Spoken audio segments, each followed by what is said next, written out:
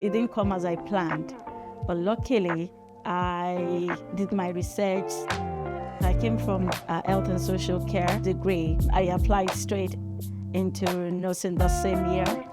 I applied to 3 different universities. I contacted South Wales Uni about next step, and I went straight into clearing. I rang the admission and I sent an email, and I received an email back that I should apply directly to South Wales. And afterwards, I got an interview date with the course leader. I settled straight in. Everything just went so efficient and quick. As a learning disability nurse, you should be person-centered, be supportive, caring, and understand their needs. I love supporting people with learning disability, and that's my calling. I'm really happy I went through clearing with USW.